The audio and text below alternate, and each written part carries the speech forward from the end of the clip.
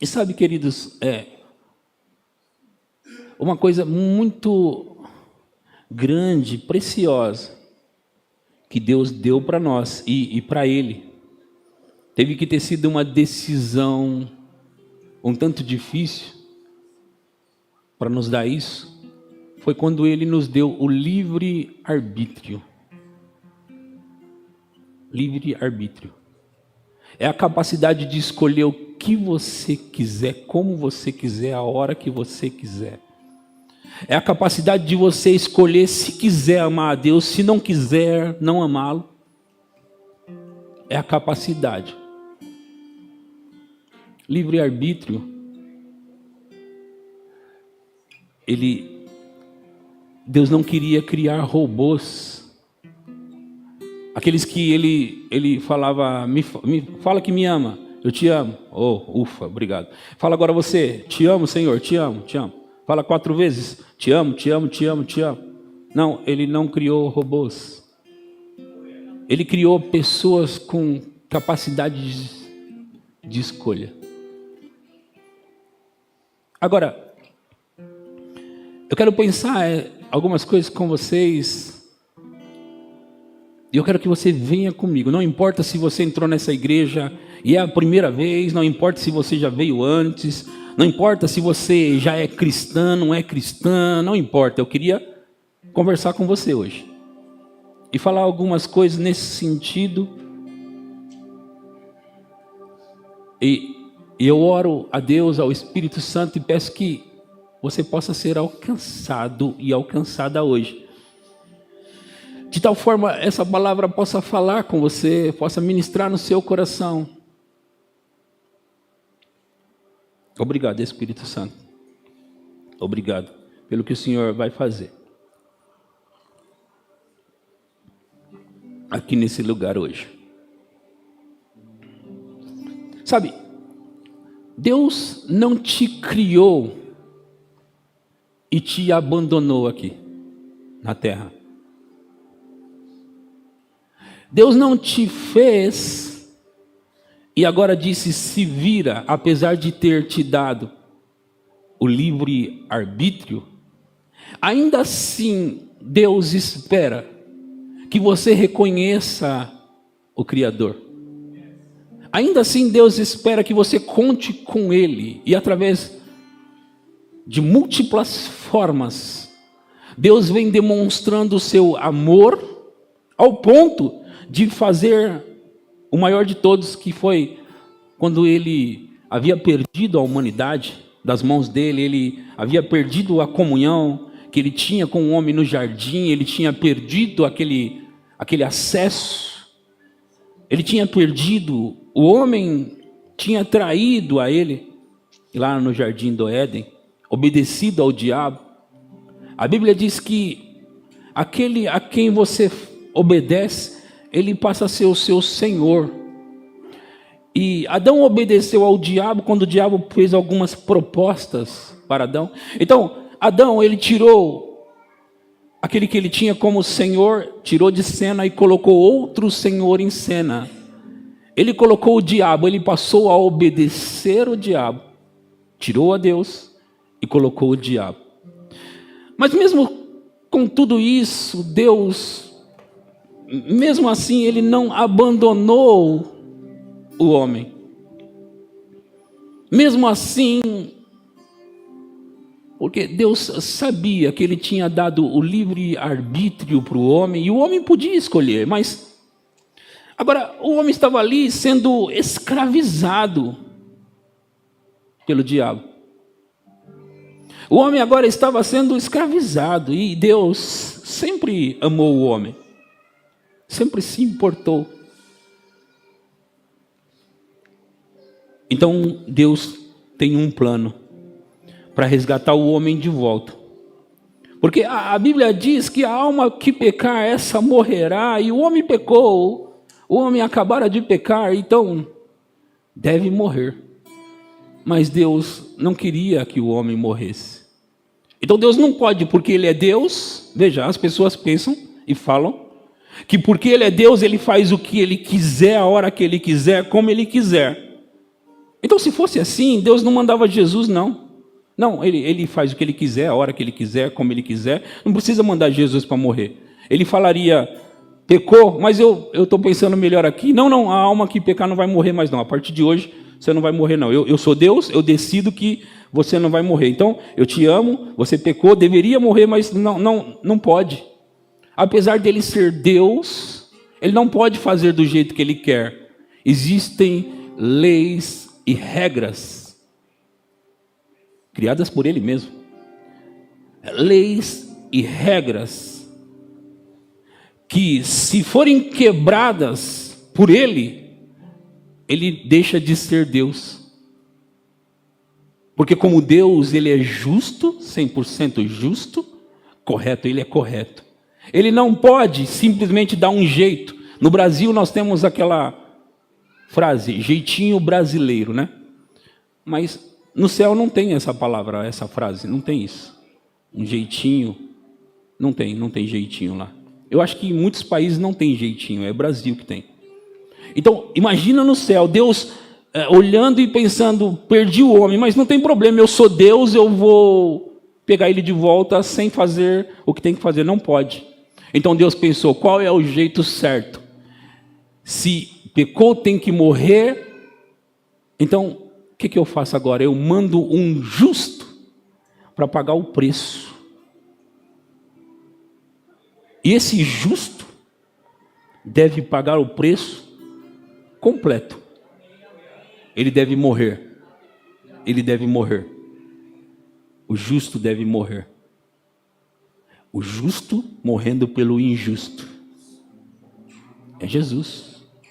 Então, Deus olha para Jesus, eu estou parafraseando, você vai precisar ir. E você vai precisar morrer por eles, porque eu disse que a alma que pecar essa morrerá.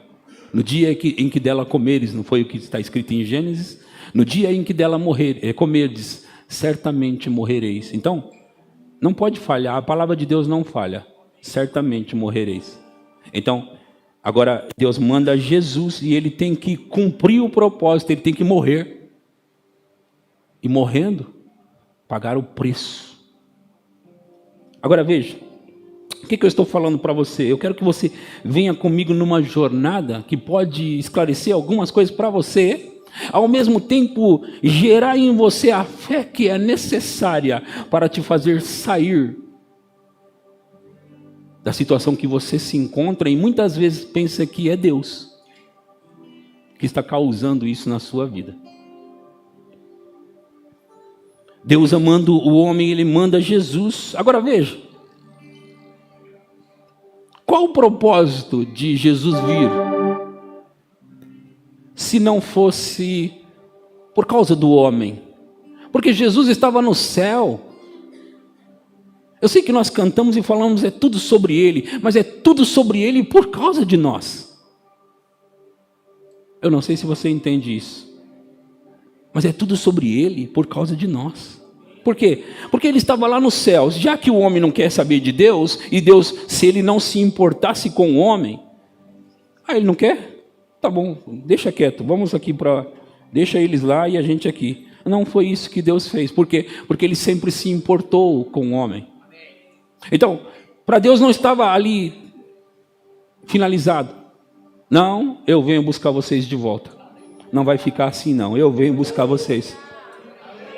Eu venho buscar vocês de volta. O diabo tirou vocês de mim.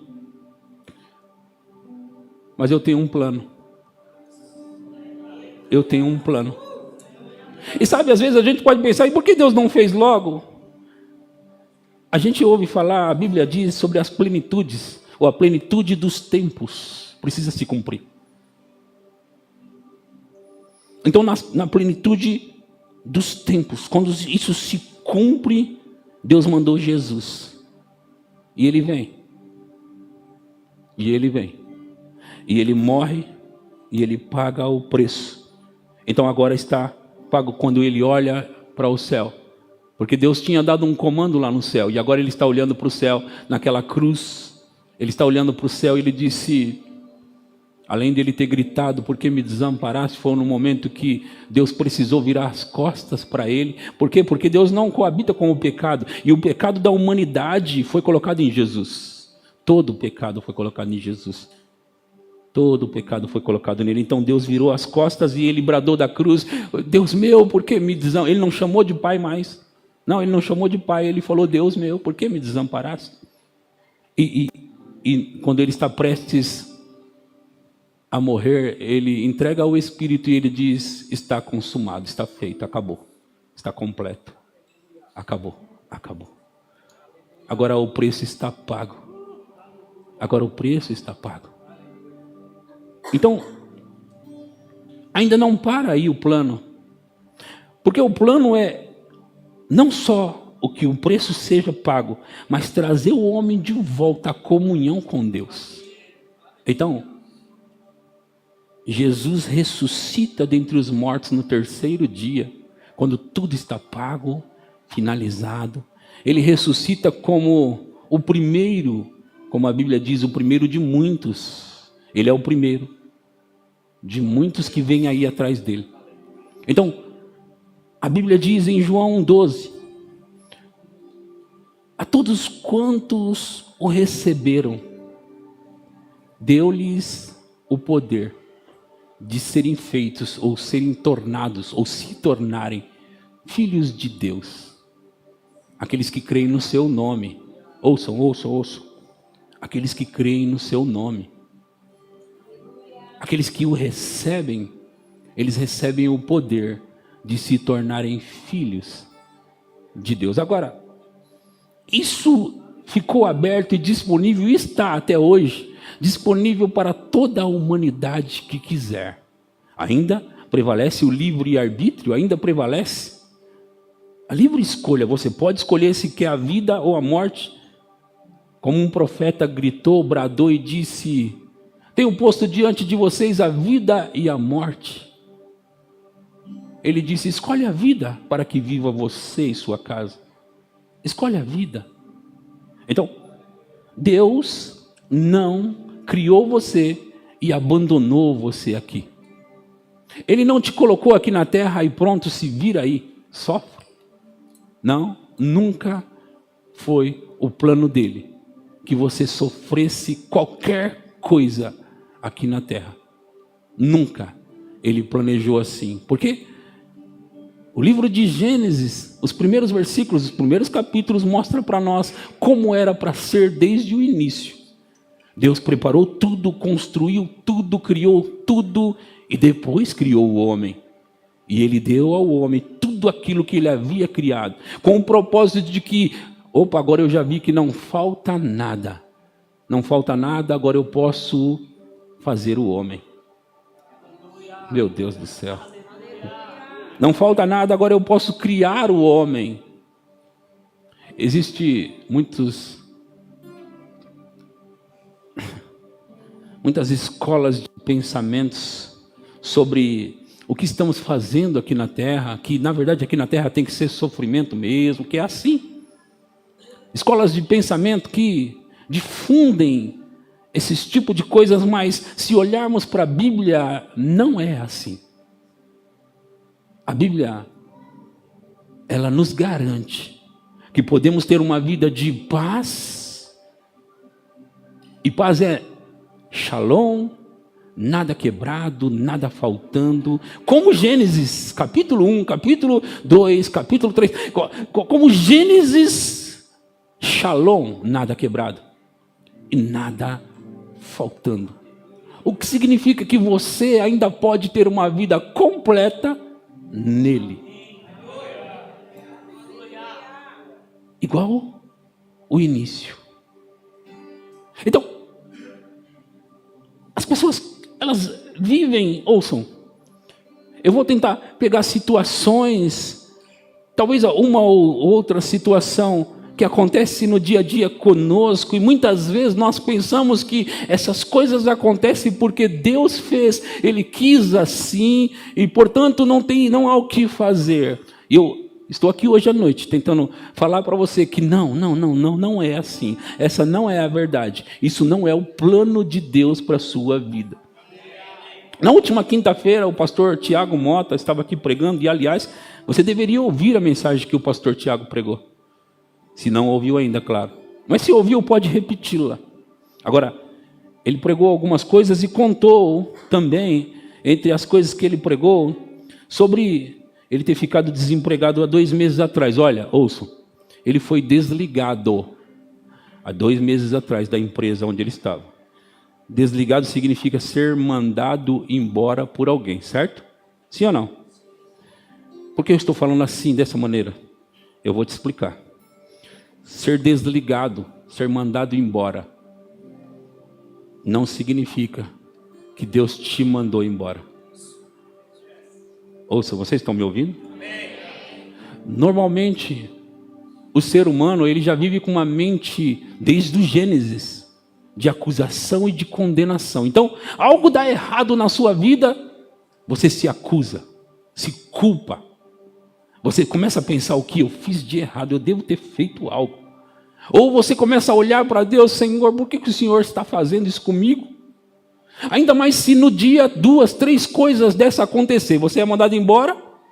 Aí você está indo embora chateado, pensando já que Deus fez. Aí passa um carro, é um dia que tem uma poça d'água ali, aquela poça d'água, pum, a chuva, aquela aguaceira suja em você. E o diabo, ele é especialista em tentar te convencer que Deus está tramando contra você. Então, você olha para aquilo e agora você está sujo, mandado embora, sua cabeça já está daquele jeito: eu devo ter pecado. E aí você vai indo embora, e alguém começa a zombar de você na rua, porque você está sujo, maltrapilho, acaba de ficar maltrapilho. Então você começa a pensar: é o meu dia de azar. Não há esse negócio de dia de azar. Não há esse negócio de dia de azar. Agora, veja, o diabo vai tentar trabalhar de tal forma para levar você a pensar que Deus está contra você. Então, mandado embora do serviço. Quantos que não tiveram já esse pensamento quando acabou de ser desligado de uma empresa e já saiu ali com aquela mente condenatória? Aí você, daqui a pouco, sente uma dor aqui do lado. Tudo ligado ao mesmo dia, ou talvez ao mesmo tempo, ou na mesma semana. Agora essa dor, eu acho que Deus está me pegando. Eu acho que Ele está. Então, eu lembro de estar conversando com o pastor Tiago. O pastor Tiago, ele não tem problema com essa área. É tanto que ele não tem problema, que 2 meses depois de ser dispensado dessa empresa, ele arrumou um outro serviço numa outra empresa para ganhar mais do que aquela. Agora, veja, ouçam, essa não é a primeira vez que acontece isso com ele. Já aconteceu antes. E se tiver que aumentar o salário, tiver que mandar embora... Agora, você chega numa mentalidade onde você se convence de que só pode ser o diabo, porque Deus está do meu lado, no meu time, joga comigo. Quando você chega nesse tipo de mentalidade, o diabo pode armar o que ele quiser contra você, vai falhar miseravelmente. Mas o que eu estou tentando pregar para você é que ele não é o mais bonitinho, portanto Deus gosta mais dele. Esse tipo de mentalidade tem que estar em você. Você precisa pensar: pastor, não está dando certo até agora. Tudo bem, eu estou pregando para você. Me ouça. Continue me ouvindo. Porque nós vamos mudar essa mentalidade. Porque o problema está na mentalidade. Como assim, pastor? Você precisa pensar que mesmo que algo deu errado, vai haver uma reviravolta na minha vida e algo bom vai acontecer comigo. Oh, vocês estão pegando, vocês estão pegando. Então, vamos voltar do início de tudo. Deus não deixou você aqui à deriva. Fica aí, se vira aí. Se vira nessa terra. Não. Não deixe ninguém pregar esse tipo de mentira para você. Deus joga no seu time. Diga, Deus joga no meu time. Você precisa afirmar isso constantemente para você. Pastor, mas algumas coisas não estão dando certas na minha vida. Diga de novo para você, Deus joga no meu time. Você precisa estar convencido e convencida de que Deus joga no seu time, mesmo que pareça que não está dando certo. Oh, meus irmãos, vocês precisam me ouvir hoje à noite. Por quê? O que eu estou tentando fazer hoje aqui? Levar você no pensamento. Foi em vão que Jesus morreu? Foi em vão? Para quê? Por que ele morreu naquela cruz? Ele não precisava de nada, gente. Ele não morreu por ele mesmo. Ele já estava no céu. Jesus morreu porque aí ele queria receber um nome sobre todo o nome. Ele já estava no céu, ele já era Deus. Ele não precisava de nada. Então, se ele não precisava de nada e passou por tudo que ele passou, tem que ser por mim. Oh, meu irmão. Oh, minha irmã. Tem que ser por você. E se nós falamos, até assistindo o filme de Mel Gibson, nós olhamos e ficamos, não sei se é horrorizados, não sei se é, eu não sei que sentimento é aquilo.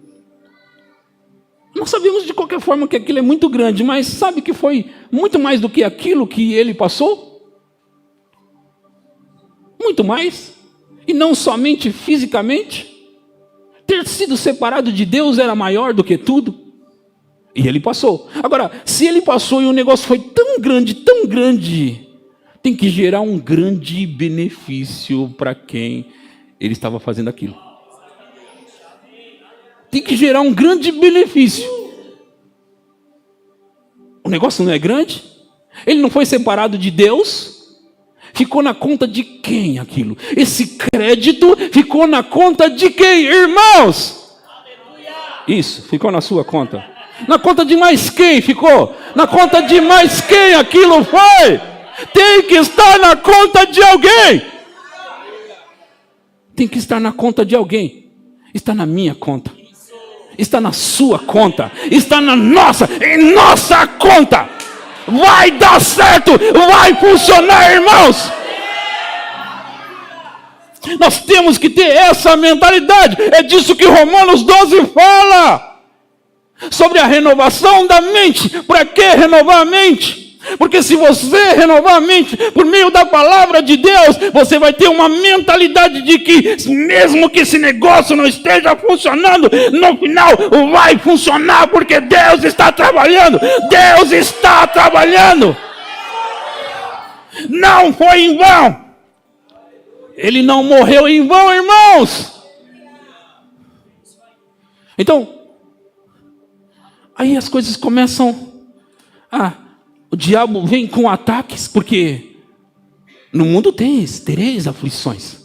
Então o diabo vem com seus ataques, e as pessoas ao invés de... Porque a Bíblia diz que o reino de Deus é tomado por esforço, e aqueles que se esforçam se apoderam dele. Não é você olhando e pensando, acho que Deus está contra mim, acho que Deus está fazendo isso, eu acho que eu pequei. Todo homem pensa, pequei. Está tentando fazer tudo certo, pequei. Se você tiver que acertar algumas coisas com Deus, vai e acerta e pronto. Peça perdão. Pastor, você não sabe como eu cheguei aqui hoje. Pode ser que eu não saiba. Mas eu vou te dizer, essa palavra é para você também. Não se faça hoje de patinho feio nesse lugar. Você entrou aqui para ouvir o que eu tenho para te falar, e isso vai mudar a sua história. Deixa eu dizer para você, quando alguém é muito perdoado, como Jesus disse, alguém que é muito perdoado é porque precisou de muito perdão, irmãos. Sim ou não? Quando alguém chega aqui, ou em qualquer lugar, e sabe que está sendo muito perdoado, esse alguém tem que amar muito. Então, sabe, a mensagem do Evangelho, as pessoas gostavam daquele negócio de: ei, você está pecando, pare de pecar, você precisa. Mas a mensagem do Evangelho é: a quem muito foi perdoado, muito ama. Então, se você descobre que apesar de todos os seus pecados, Ele está te amando a si mesmo, você deve olhar e falar: eu não quero mais os pecados, não. Eu não quero. Eu estou apaixonado pelo Senhor agora. Eu estou apaixonado pelo Senhor. Eu não quero mais aquilo, não. Eu não quero mais. A quem muito foi perdoado, muito ama. Foi o que Jesus falou. Foi o que Jesus disse. Então a mensagem do Evangelho é tentar mostrar para as pessoas o que Ele fez. Porque quando elas descobrem o que Ele fez, que é maior do que elas achavam que Ele fez, elas olham e falam: uau, uau, foi para minha conta? Sim, para a sua conta. Uau, fala de novo: foi para minha conta? Para a sua conta. Uau, para minha conta, foi para a sua conta. Uau. Por você, para você, para você,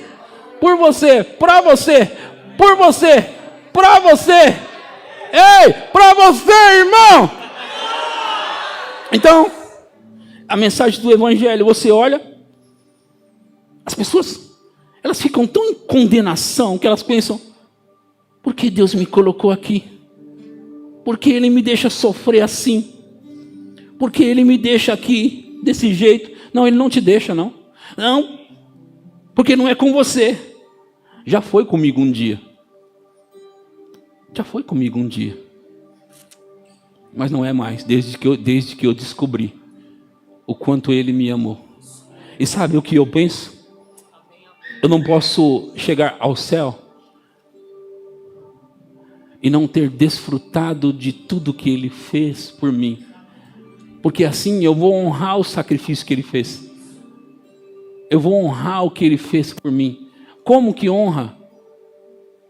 Desfrutando. Eu tenho 2 filhos, a Sara e o Gustavo. E pode ser que alguém não goste dos meus filhos, mas eu gosto. E pode ser que alguém não queira o bem dos meus filhos, mas eu quero. E eu vou fazer o que for necessário. Eu vou fazer o que for necessário para que os meus filhos tenham uma vida boa, próspera, abençoada. Mesmo que as pessoas achem que andar em prosperidade é errado, eu quero que os meus filhos sejam muito ricos, muito prósperos, muito abençoados, muito felizes. Agora, eu não sou Deus. Deus é maior do que isso e pensa mais além disso.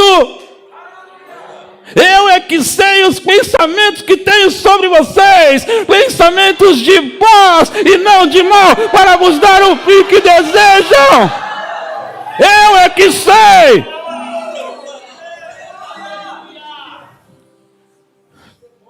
Então, quem é pai sabe. Quem é pai sabe o quanto que é o bem dos filhos. Quem é pai sabe.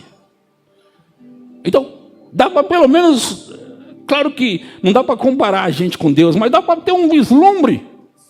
Meu Deus, se eu estou pensando assim sobre os meus filhos, e olha, deixa eu te falar uma coisa, mesmo quando eles erram, eles não cometem um erro e eu fico pensando: você vai ver, você vai ficar pobre, desgraçado, você vai perder tudo. Não, o pai não pensa isso. Não, o pai não pensa isso. Dói o coração de Deus, dói o nosso coração. Quando o filho erra, dói o nosso coração. Mas ainda a gente ama tanto e fala: meu filho, minha filha, tá doendo aqui, mas você vai sair daí. Você vai.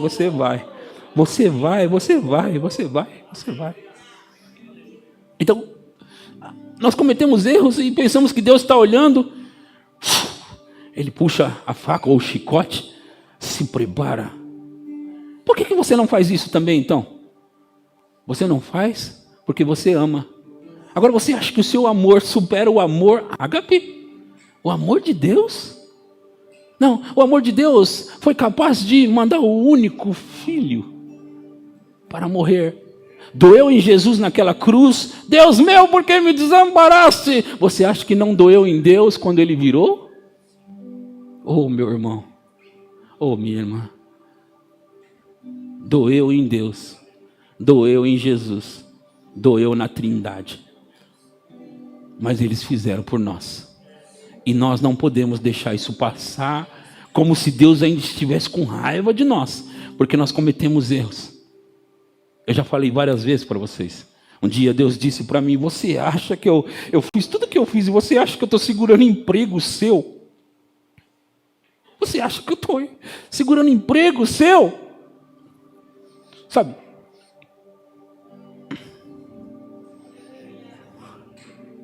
Deus quer o melhor para você. Mas você precisa entender que se algo de mal aconteceu com você, não foi Deus. Não é Deus. Não é. Mas pastor, mas não é Deus. Como assim, pastor? Não é Deus. Então, você precisa se levantar. E tem muitas coisas que você está pedindo para Deus e Deus está querendo que você mesmo fale com as suas circunstâncias. Fala com ela. Deus me ajuda, ajudo, fala com ela, eu te dei autoridade. Você me representa aí, fala com ela, manda bater em retirada, fala para o diabo soltar, solte as minhas coisas, deixa os meus negócios, deixa o que é meu, você não vai me roubar, Satanás. Deixa eu te falar uma coisa pode acontecer com você, porque o diabo, ele tem os dele, e ele vai tentar sempre usar os dele para atingir você. Então, algo pode acontecer contra você. Mas eu costumo falar isso. Se você, uma luta de boxe, algumas têm 10 rounds. Então, se você perde um round, você não perdeu a luta. Então, se você tomar uma nessa luta, você não fica prostrado e dizendo: Deus, o que o Senhor fez? Não, Ele não fez nada disso. Você se levanta daquele lugar. Se levanta dali. Diabo, vou te pegar.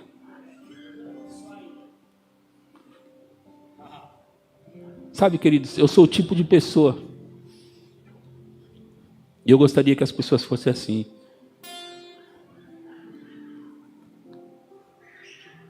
Que se o diabo vem contra mim e me provocar, eu me levanto mais.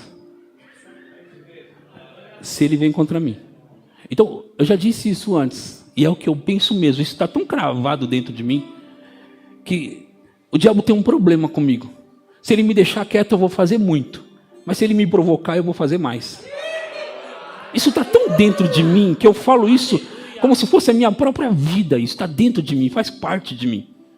Então, assim, eu acho que os demônios que são enviados para tentar me parar, eles ficam: e aí? Eu não sei o que faço. Se eu provoco ele, ele cresce. Se eu não provoco, ele cresce. E a gente...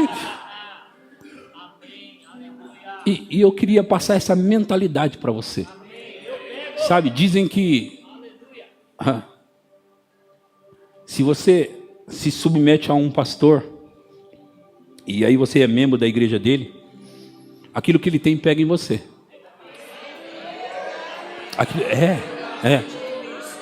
A igreja é a cara do pastor. Você vê, às vezes você pode estar sentado aí, do ponto de vista de alguém, diz: muitas das coisas que esse pastor fala é sempre as mesmas coisas. E você pode olhar de um prisma negativo, mas alguém inteligente vai olhar de um prisma e dizer: cara, isso vai me afetar, isso está me afetando. Ele repete, graças a Deus, porque ele repete, ele fala de novo, e ele fala de novo, e ele fala de novo, e ele fala de novo, e ele fala de novo, e ele fala outra vez, e ele fala, isso está me afetando. É claro que está te afetando. Todo pastor, em todo lugar que você for, tem algumas coisas que são peculiares, eles vão repetir, repetir, repetir. Se você for inteligente, você pega. Peculiar. Você pega. Basta ficar ali ouvindo exposto. Vai atingir você. E uma das coisas que eu quero que atinja você, olha, como eu disse, eu amo os meus filhos. E tem coisas em mim que eu quero que pegue neles, agarre neles tão forte, E uma delas é a determinação. Sabe, estar determinado. Eu nunca vou perder. Não há chance de eu perder. Como é isso? Eu sei porque eu sei que eu vou ganhar. Como assim, pastor? Não, eu sei. Eu sei. Pode não estar funcionando agora, mas vai funcionar.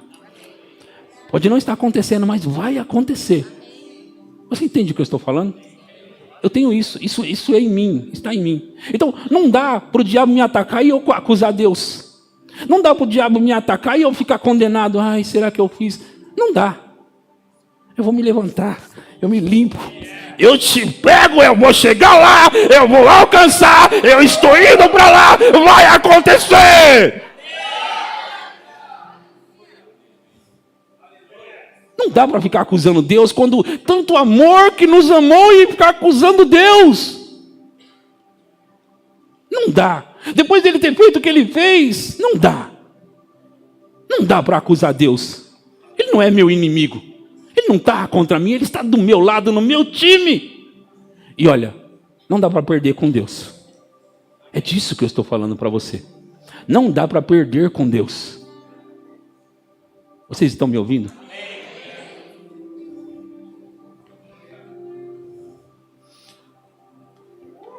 Oh, aleluia. Eu estou pegando um gancho aqui da mensagem do pastor Ricardo. Se você emendar uma na outra, você vai ver que tem tudo a ver. Nós não vamos perder. Você precisa estar determinado, você não vai perder. Você não vai perder. E aí eu estava conversando com o pastor Tiago. E aí ele estava no meio disso, ainda não tinha, ele estava contando para mim. Então eu fui numa entrevista e tal, e eu disse, sabe pastor, sabe Tiago, você tem uma cabeça boa, cara. E cabeça boa entende-se como alguém que sabe quem é. Sabe quem é. Você tem uma cabeça boa, cara, cabeça boa. Então, não há como você ficar sem emprego. Não há como. E tão certo como nasce o sol todos os dias. Eu sabia que não ia demorar muito. Agora, o diabo ataca, aí ataca de novo, aí a pessoa fica convencida de que aquela mensagem de ontem à noite do pastor lá, não sei se é assim não. Você precisa estar plenamente convicto.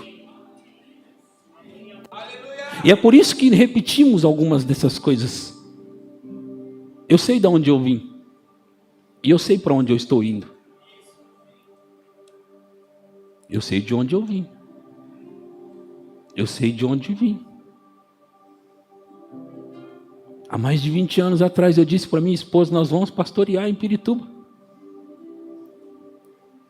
Há muitos anos atrás eu disse para os meus filhos, nós vamos voar.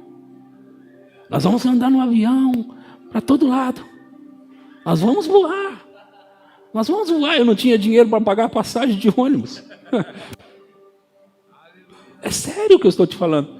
Eu não tinha dinheiro para pagar a passagem de ônibus. Eu estava dizendo para os meus filhos, nós vamos voar nos aviões. Sabe? E nós vamos voar muito ainda. Mas deixa eu te dizer, eu já voei tanto de avião que eu não sei quantas vezes eu voei. Sério, eu estou falando sério para você. Eu não sei quantas vezes eu voei. Eu fui para a Europa. E como acontece isso? Sabe, alguns anos atrás, eu estava lá dizendo, nós vamos, filhos. Sabe, aquela casa de 1,5 cômodo, a gente deitava. E aliás, hoje nós almoçamos naquela casa. Que não é mais de 1,5 cômodo. Né, Gui? O Gui mora nessa casa que agora tem 3 cômodos. E nós sentamos ali na mesa, onde era o nosso quarto. Hoje é a cozinha do Gui. E nós sentamos ali para comer. Mas, naquela época, era 1,5 cômodo. Então, a gente deitava na cama, nossa cama de casal, a minha e da Viviane, deitava com a Sara, deitava com o Gustavo, naquela cama, conversando com eles, e eu dizia, Nós vamos voar, gente. Filhos, nós vamos voar. Nós vamos crescer, filhos. Nós vamos crescer. Pode acreditar. E sabe, eu estava determinado que isso ia acontecer. Eu não cheguei nem na metade da onde eu vou chegar ainda. Nem na metade. Na verdade, eu estava até agora ensaiando. Estava ensaiando. Como você sabe? Poxa vida, Deus é tão bom, tão bom, tão bom, que Ele satisfaz os desejos do nosso coração.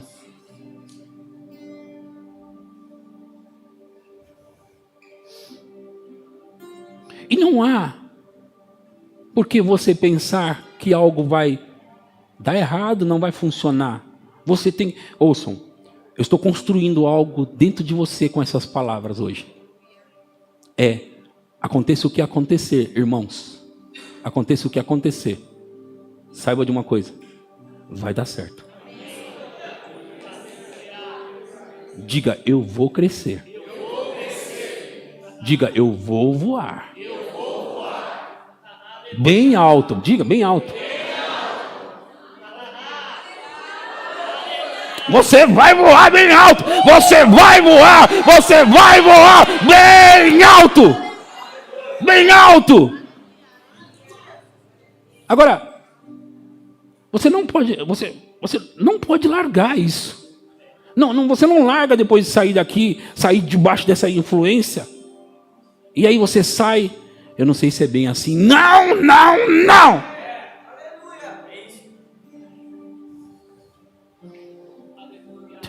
Oh, meu Deus.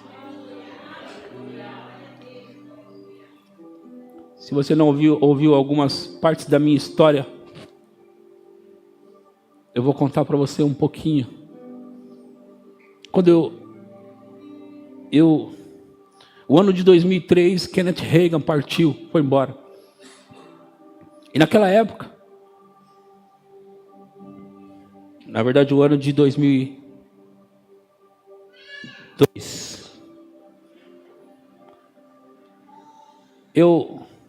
2003 mesmo, era agosto de 2003 ele partiu. Fui na casa de um amigo, que ele tinha internet, computador. Eu falei, eu queria entrar no site do Verbo da Vida. Eu não fazia parte do Verbo da Vida. Para mim não tinha Verbo da Vida em São Paulo. Eu sabia que tinha um Verbo da Vida ali em Guarulhos, mas para mim era muito longe. Guarulhos para mim é como ir lá no Rio de Janeiro, naquela época. Imagina, era como ir no Rio. De fato que quando eu comecei a dirigir, eu comprei uma Fiorino, e eu comecei a dirigir na rua e eu colocava o GPS. Graças a Deus pelo GPS. Eu entrei em outra história agora. E eu comecei a dirigir, e aí eu peguei a Ayrton Senna. E sabe, eu não tinha ido tão longe ainda. Era o começo. E aí eu comecei a dirigir, e entrei na Ayrton Senna. Aí eu vi que os carros de polícia começaram a ficar diferente. Eu falei, eu acho que eu já estou no Rio de Janeiro. Eu encostei o carro, eu estava ainda na Dutra, na Ayrton Senna aqui em São Paulo. Não tinha saído ainda, estava ali em Guarulhos. E eu estou pensando, será que eu me perdi e vim parar no Rio de Janeiro? Ainda faltava 300, 400 quilômetros para chegar no Rio de Janeiro. E eu, ai meu Deus do céu, acho que eu me perdi. Estava dirigindo.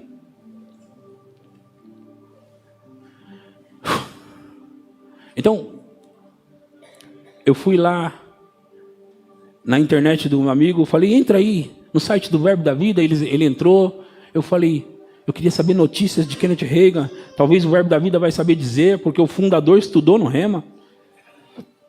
E aí não tinha nada, mas eu falei para ele assim, procura o endereço da igreja aí, os endereços. Aí ele mexeu nos endereços ali, apareceu. Eles estão em Pinheiros eu conheço, não é tão longe. Eu acho que eu vou lá. Então, outubro de 2003, eu fui até Pinheiros E comecei a procurar ali o Verbo da Vida. Eu tinha um endereço e eu comecei a procurar. Não é possível, isso aqui é um hotel. Aí eu peguei o telefone e liguei para o meu irmão. Eu falei, Emerson, cara, eu estou procurando aqui a igreja Verbo da Vida. E o meu irmão tinha ido muitas vezes lá em Guarulhos. De fato, que ele até congregou lá. E eu falei, eu queria o telefone de lá da igreja de Guarulhos, porque eu estou procurando a igreja Verbo da Vida aqui e eu não estou achando. E ele pegou, me passou o telefone e eu liguei para Guarulhos. Olha, eu estou aqui na rua tal, que aliás é a mesma rua de hoje lá, que é o Verbo. E eu não sei, eu não estou encontrando a igreja. Eles falaram, está no hotel Golden Tower. Eu disse, eu estou do lado do hotel, obrigado. E entrei no hotel e cheguei lá, com uma carta na mão. Conheci o pastor Janduí, que estava naquele hotel, no saguão em cima, na parte sobre loja do hotel. Eu disse, eu vim aqui com essa carta na mão. Eu mandei uma cópia dessa para Campina Grande. E eu tenho uma cópia dessa em casa. E eu queria ler essa cópia para o senhor. Eu quero uma igreja Verbo da Vida no meu bairro, em Pirituba. Eu disse para ele, eu quero uma igreja Verbo da Vida lá. Quero que vocês mandem um pastor. Eu li a carta para ele. Ele disse, a gente está começando a igreja aqui, como você vê. E nós vamos espalhar ainda em São Paulo. Fica aqui com a gente. Falei, eu vou falar com a minha esposa, voltei para casa. Eu falei, conversei com um pastor lá da igreja. E ele disse isso, e nós vamos ficar lá com ele. Então, o Guga tinha nascido em setembro. E a Sara tinha 1 ano e meio. E nós, com as crianças no colo, fomos de ônibus até lá, naquele hotel. A Viviane conheceu. Aí acabou o culto, eu disse, pastor, eu queria que o senhor apresentasse o meu filho. Ele disse, acabou o culto, a gente pode apresentar no outro culto. Eu disse, não, pastor, pode apresentar agora, eu estou aqui. Ele pegou o meu filho, levantou e apresentou ele naquela igreja. E nós começamos no ano de 2003 a congregar naquela igreja. E aí ele disse, o ano que vem vai começar o Rema aqui. Eu sonhava em estudar no Rema. Era um sonho para mim. E o ano de 2003, no ano de 2004 eu comecei o Rema. A minha esposa começou no ano de 2005. E nós ficamos por 8 anos naquela igreja. E o propósito de estarmos ali era aprender aquela palavra e trazer para cá. Aprender, sugar tudo e trazer para cá. Mas deixa eu te falar uma coisa. Durante esse processo, nem sempre foi fácil. E ainda em 2003, em dezembro de 2003, o pastor falou, nós vamos ter um jantar aqui. E eu queria que você e sua esposa viessem. Nós vamos custear para você. O jantar de Natal vai ser de Natal ou Ano Novo? De Natal. Vai ser aqui no hotel. E aí nós vamos pagar para vocês. Naquela época era R$40 por pessoa. R$40 por pessoa é igual R$400 por pessoa para mim. E aí nós fomos. Sabe como que é a noite de Natal? Você está feliz ali, e a gente come. Tudo aquilo era chique, tudo aquilo era nobre. E a gente comeu. E agora é hora das pessoas começarem a se despedir. Eles estão indo embora, nós fomos de ônibus. E tem um horário que o ônibus não tem mais. E aí eu olhei para minha esposa olhou para mim, e agora? Não sei. Agora você tem que saber uma coisa.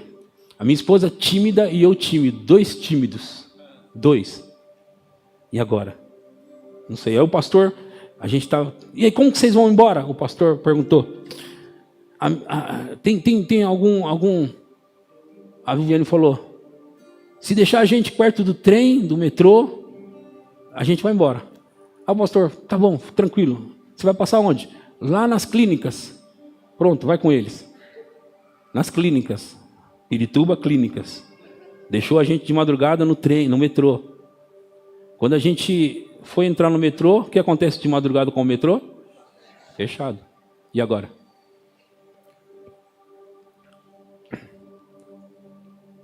Eu me lembro que eu consegui pegar um táxi e eu tinha um certo valor. Eu disse, me deixa até onde der, com aquele certo valor. O homem me deixou no ponto de ônibus ali na Serra Corá e era o que o meu dinheiro dava para pagar. Ficamos ali naquela Serra Corá, embaixo do ponto de ônibus, para esperar, porque eu tinha, acho que, passe de ônibus. Acho que era isso que eu tinha, passe de ônibus. Então nós ficamos ali até que o primeiro ônibus passasse para Lapa, pegaríamos o ônibus e depois iríamos para casa. Agora nós estamos lá, noite fria, as 2 crianças debaixo, com a gente nos braços, sentamos naquele ponto de ônibus, na Serra Corá, e o diabo sentou do nosso lado. E sabe, contar hoje parece uma coisa tão simples, mas era madrugada fria, e o diabo sentou e começou a conversar comigo. Ele disse: é isso que você queria? Olha o que você está fazendo com a sua família. Olha o que você está fazendo com eles. Seus filhos aí, o seu filho acabou de sair de uma bronquite. Nem tinha saído. Acabou de nascer, recém-nascido, você aí debaixo desse ponto de ônibus. E as lágrimas correndo nos olhos. E o diabo falando ali comigo. E eu pensei, um dia